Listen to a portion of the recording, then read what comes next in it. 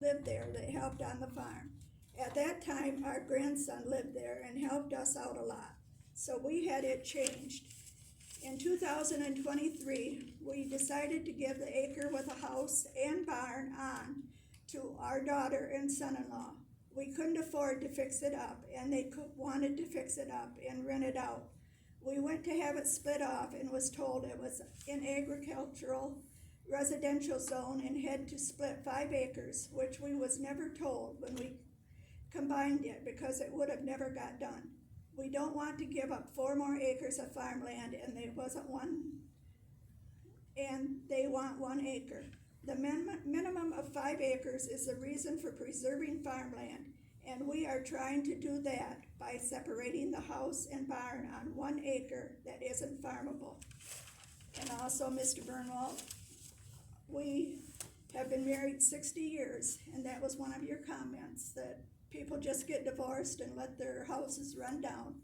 And the only reason this house is running down is we cannot afford to fix it up. I just would like to give you guys that thought. Okay. Thank you. Yeah, you're welcome. Anything else? I have just a question. This is on the setbacks and stuff like that. You made a mention that a setback, was like a river or lake or whatever, like a river, if there's a river there, and you talked about a setback is measured from the high water. What is that, like a creek? Are you talking specifically about when we talked about the wind ordinance tonight? Yeah, you were talking about the wind at that time, and you were talking about a setback. So, That it had to be, what, a mile and a half? mile and a half for wetlands, for the wind turbines. And that wording saying, from the high water line, Yes. that is a thing that's determined by Eagle. That's why we put it in there, so they actually have maps of all of our lakes and wetlands, and then they have high water marks that they actually, surveyors use them for setting. So like if you're gonna build a house next to a lake, there's a line that, the lake might not be at it right now, but they'll come out and survey from that high water line that says, this is your 100 feet that you can build your house, even though it might be 130, that line's already established. Say property, say my property out there, 80 acres with a Tamarack Creek running right through it, the back part. The wind has to stay a mile and a half from that creek? Yep. Well, if it's a named wetland from Eagle. And Tamarack Creek is, I believe, so. It would be.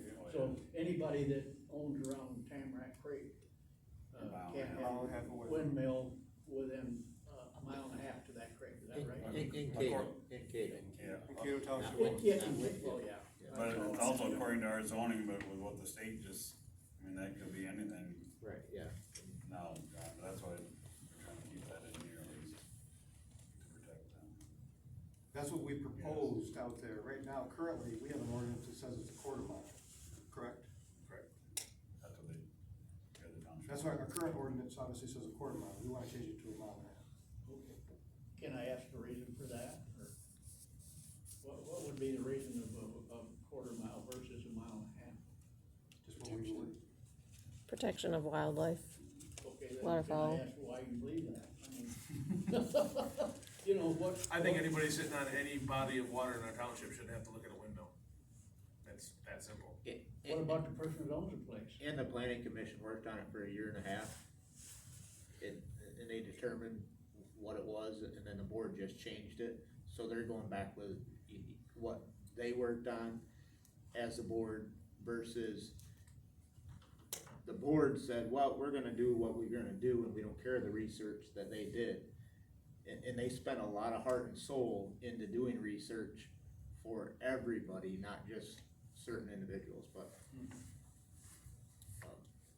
So I mean, you just think that what you would like to see and what I'd like to see is. Would you like to see one closer than a mile and a half, Judy? Not a problem.